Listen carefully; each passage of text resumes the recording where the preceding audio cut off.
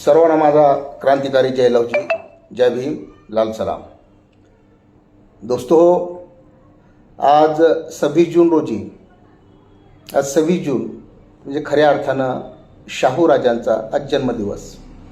ज्या शाहू राजांनी या देशामध्ये आरक्षणाची मुहूर्तमेढ रोवलेली आहे, या देशामध्ये सामाजिक न्यायाची प्रत्यक्षपणे अंमलबजावणी करण्यासाठी या ठिकाणी आरक्षण धोरणाची आपल्या करवीर संस्थानामध्ये या ठिकाणी अंमलबजावणी केलेली होती।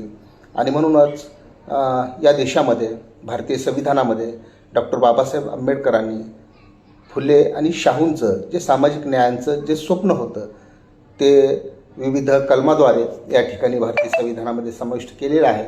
अशा शाहू राजांच्या चरणी, त्यांच्या विचाराला, त्यांच्या कार्याला आज त्यांच्या जयंतीदिनी आम्ही विनम्र अशा पद्धतीचं वंदन करत आहोत, अभिवादन करत आहोत। आणि आजच्या सामाजिक न्यायदिनी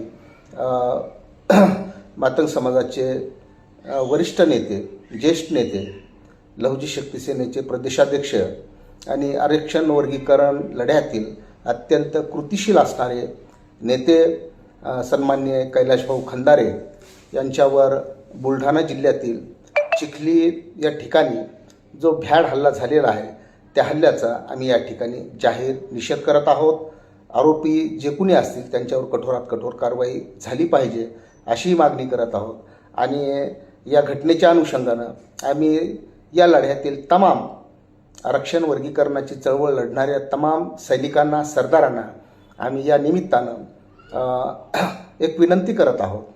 मी विनंती म्हणणार नाही, तर आपण एक स्वतःची एक समज तयार केली पाहिजे की या देशामध्ये कुणालाही काही स्वस्तामध्ये मिळालेलं नाही, फुकटामध्ये मिळालेलं नाही। त्यासाठी फार मोठा संघर्ष करावा लागलेला आहे। आपल्याला या देशामध्ये पाण्यासाठी संघर्ष करावा लागलेला आहे, आपल्याला या देशामध्ये शिक्षणासाठी संघर्ष करावा लागलेला आहे, आपल्याला या देशामध्ये सन्मानानं जगण्यासाठी संघर्ष करावा लागलेला आहे। तद्वतच जे जे काही म्हणून आपल्याला मिळवायचं असतं त्यासाठी आपल्याला संघर्ष करावा लागतो। आणि हा संघर्ष करत असताना असे प्रकार होत असतात, असे प्रकार स्वाभाविक असतात। कारण हा जो हा लढा आता कुठल्याही नेत्याच्या हातामध्ये राहिलेला नाही, तर हा लढा जनतेच्या हातामध्ये गेलेला आहे। मग भलेही आरक्षण वर्गीकरणाच्या समर्थनामध्ये असतील, त्या जनतेने हा लढा आता ताब्यामध्ये घेतलेला आहे। आणि आरक्षण वर्गीकरणाला विरोध करणाऱ्या समूहातील सुद्धा जनतेनं हा लढा आता त्यांच्या हातामध्ये घेतलेला आहे। त्याच्यामुळं आता जे कोणी नेते मंडळी असतील त्या नेते मंडळींना अशा प्रसंगातून या ठिकाणी जावं लागणार आहे, त्याची तयारी ठेवावी लागणार आहे। कारण कुठलाही लढा हा किंमत मोजून लढावा लागत असतो आणि आपण किंमत मोजण्याची तयारी ठेवली पाहिजे अशा पद्धतीची मी सगळ्यांना या निमित्तानं एक आवाहन करत आहे। कारण हा लढा अखेरपर्यंत, शेवटपर्यंत आपण लढणार आहोत। आणि म्हणून काही लोकांना अशा पद्धतीच्या हल्ल्यांना, अशा पद्धतीच्या टीकेला, अशा पद्धतीच्या त्रासाला तोंड देण्याची या ठिकाणी तयारी ठेवावी लागणार आहे। तशी मानसिकता तुम्हाला या ठिकाणी तयार ठेवावी लागणार आहे। आणि म्हणून अशा घटना ह्या स्वाभाविक असतात। ज्या तरुणांच्या मनामध्ये जो काही रोष असतो, राग असतो, तो वेगवेगळ्या पद्धतीने या ठिकाणी व्यक्त होत असतात। आणि म्हणून जो काही या विषयाच्या अनुषंगानं समर्थक असतील किंवा विरोधक असतील, त्या प्रत्येकाच्या मनामध्ये जो काही परस्पराविषयीचा जो काही या ठिकाणी रोष आहे, गैरसमज आहे, तर तो या ठिकाणी वेगवेगळ्या पद्धतीने व्यक्त होत असतो। म्हणून या गोष्टीला अगदी फार म्हणजे चिंता करण्याची गरज नाही, तर ती तयारी ठेवणं की होय, मी हा लढा लढतोय, मला या लढ्यामध्ये किंमत मोजावीच लागणार आहे, अशी मानसिकता आपल्याला या ठिकाणी ठेवावी लागते। आणि म्हणून या लढ्याचा पुन्हा एकदा या हल्ल्याचा मी निषेध करतो। आणि कालपासून सोशल मीडियावर मुंबई येथे जो काय मोर्चा झालेला होता, त्या मोर्चाच्या अनुषंगानं चर्चा होत आहे। त्यातील काही वक्त्यांच्या विधानामुळे सुद्धा या ठिकाणी खूप मोठी महाराष्ट्रामध्ये चर्चा होत आहे। दोस्तो, हा खरं तर काल 24 जून रोजी आझाद मैदानावर अण्णाभाऊ साठे यांचे नातू सन्माननीय सचिनभाऊ साठे यांच्या नेतृत्वाखाली झालेलं जे आंदोलन आहे, जो मोर्चा होता, तो मोर्चा अत्यंत यशस्वी झालेला आहे।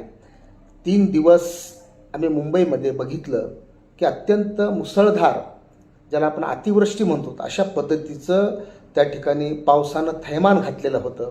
आणि अशा या नैसर्गिक संकटाचा आम्ही कसा मुकाबला करणार आहोत या चिंतेमध्ये आम्ही सर्व होतो. परंतु जनतेनं आरक्षण वर्गीकरणाच्या मागणीसाठी लढणाऱ्या जनतेनं अगदी पावसाची त्या संकटाची तमानं बाळगता या ठिकाणी हजारोच्या संख्येनं आझाद मैदानावर येऊन या ठिकाणी सचिन भाऊंना साथ दिलेली आहे. अर्थातच आरक्षण वर्गीकरण लढ्याला साथ दिलेली आहे. आणि म्हणून या आंदोलनाची जी एक सकारात्मक चर्चा होणं अपेक्षित होतं, परंतु दुर्दैवानं या आंदोलनाची चर्चा या ठिकाणी नकारात्मक याकडे गेलेली आहे. म्हणजे आरक्षण वर्गीकरणाचा जो विषय आहे तो विषय डायव्हर्ट होऊ नये याची काळजी आम्ही वारंवार आम्ही घेत आहोत. परंतु जाणीवपूर्वक हा विषय डायव्हर्ट करण्याचा प्रयत्न या महाराष्ट्रामध्ये सुरू आहे. कारण डायव्हर्ट यासाठी केला जातो की आता आरक्षण वर्गीकरणाचा हा जो विषय आहे तर त्यावर कायदेशीर किंवा संवैधानिक जी आर्ग्युमेंट आहे ती आर्ग्युमेंट आता संपलेली आहे. कारण जी आर्ग्युमेंट करायची होती ती सर्वोच्च न्यायालयामध्ये करायची होती आणि सर्वोच्च न्यायालयाच्या 7 सदस्यीय बेंचनं जो निर्णय दिलेला आहे त्यामुळं ही कायदेशीर स्वरूपाची आर्ग्युमेंट या ठिकाणची संवैधानिक स्वरूपाची चर्चा या ठिकाणी संपलेली आहे. आणि म्हणून संवैधानिक चर्चेवर या ठिकाणी जाण्याऐवजी कुणीतरी काहीतरी बोलतं, कुणीतरी काही उठतो आणि काहीतरी वक्तव्य करतं आणि त्याकडं या ठिकाणी हा विषय डायव्हर्ट करण्याचा जाणीवपूर्वक प्रयत्न या महाराष्ट्रामध्ये सुरू आहे. दोस्तो हो, आरक्षण वर्गीकरण होईल नाही होईल किंवा झालं तर कुणाला किती मिळेल हा नंतरचा विषय आहे. परंतु महाराष्ट्रामधली जी काही या ठिकाणी शोषणाच्या विरोधातली जी चळवळ होती, जी लढाई होती, त्या शोषणाच्या विरोधातील या वंचितांच्या लढाईला यामुळं नख लागू लागलेला आहे. त्यामुळे तुम्हाला सर्वांची जबाबदारी ही आहे की वर्गीकरण होईल न होईल यापेक्षा आम्ही सर्व शोषित आहोत आणि या शोषितांचा लढा या ठिकाणी आम्हाला एकत्र येऊन पुन्हा एकदा लढावं लागणार आहे याची जाणीव आपण सर्वांनी ठेवणं अत्यंत गरजेचं आहे. आणि म्हणून कालचा जो लढा होता तो वंचितांचा लढा होता, तो शोषितांचा लढा होता, तो या ठिकाणच्या संधिवंचित लोकांचा हा लढा होता आणि तो लढा खूप चांगल्या पद्धतीने या ठिकाणी यशस्वी झालेला आहे. ह्या आंदोलनामध्ये जे काही हजारोच्या संख्येनं जो काही समाज बांधव भगिनी, आमच्या माता, वडीलधारी मंडळी, अगदी लहान मुलं घेऊन महिला या ठिकाणी पडत्या पावसामध्ये आंदोलनामध्ये सहभागी झालेल्या होत्या, त्या सर्वांचं आम्ही या ठिकाणी धन्यवाद मानत आहोत. आणि सचिन भाऊंच्या नेतृत्वाखाली झालेल्या मोर्चाच्या संदर्भामध्ये सरकारी पातळीवर काय घडलं आहे याची चर्चा मात्र दुर्दैवानं समोर आलेली नाही. तर ही चर्चासुद्धा समोर येणं गरजेचं आहे. कारण जे काही शिष्टमंडळ आम्ही घेऊन सरकारकडे गेलेलो होतो तर त्या शिष्टमंडळामध्ये मी स्वतः त्या शिष्टमंडळाचे सहभागी झालेलो होतो. अण्णाभाऊंच्या सूनबाई सावित्रीमाई साठे या शिष्टमंडळामध्ये सहभागी झालेल्या होत्या. या ठिकाणी गणेशजी भगत, त्याचबरोबर या ठिकाणी राज क्षीरसागर आणि बरीच मंडळी त्या शिष्टमंडळामध्ये सहभागी झालेली होते. आणि सरकारच्या वतीनं सामाजिक न्याय विभागाच्या मंत्री असणाऱ्या माधुरीताई मिसाळ यांनी शिष्टमंडळाला वेळ दिलेली आहे. आणि वेळ दिल्याच्या नंतर त्यांनी जवळपास अर्धा तास शिष्टमंडळासोबत चर्चा केलेली आहे, सर्व विषय समजून घेतलेला आहे. आणि सरकारच्या वतीनं त्यांनी जे काही सांगितलेलं आहे की होय, तुमच्या विषयाच्या अनुषंगानं नुकतीच सरकारची एक मोठी बैठक संपन्न झालेली आहे. त्या बैठकीमध्ये या विषयावर अगदी सविस्तर चर्चा झालेली आहे. आरक्षण वर्गीकरणाच्या संदर्भामध्ये सरकारी पातळीवर अत्यंत वेगवान घडामोडी घडत आहेत, हालचाली सुरू होत आहेत, युद्ध पातळीवर काम सुरू आहे आणि काही दिवसामध्येच या संदर्भामध्ये निर्णय होईल अशी एक त्यांनी गोड बातमी महाराष्ट्राला दिलेली आहे. परंतु ह्या कालच्या 2 दिवसाच्या गदारोळामध्ये हा जो विषय सरकारी पातळीवर सुरू असलेला विषय या ठिकाणी समोर आलेला नाही. आणि म्हणून आजच्या या व्हिडिओच्या माध्यमातून या आंदोलनामध्ये सहभागी झालेल्या तमाम जनतेला आणि महाराष्ट्रातील जनतेला सरकारचा जो काही निर्णय आहे तो निर्णय सांगितला पाहिजे. लोकांना त्या मोर्चाच्या यशाकडं, त्या मोर्चामध्ये सहभागी झालेल्या आंदोलकाच्या श्रमाकडं मी वळवण्याचा या ठिकाणी प्रयत्न करतोय. आणि खरोखरच जे मोर्चामध्ये सहभागी झालेले होते त्या सर्वांचं श्रम लवकरच फळाला येणार आहे, अशा पद्धतीचा शब्द आपल्याला सरकारच्या वतीनं या ठिकाणी सामाजिक न्याय विभागाच्या मंत्री माधुरीताई मिसाळ यांनी दिलेला आहे. आणि म्हणून आरक्षण वर्गीकरणाचा लढा आणखी पुढं सरकलेला आहे, अंतिम टप्प्यात आलेला आहे. कोणत्याही क्षणी सरकारचा निर्णय बाहेर येऊ शकेल.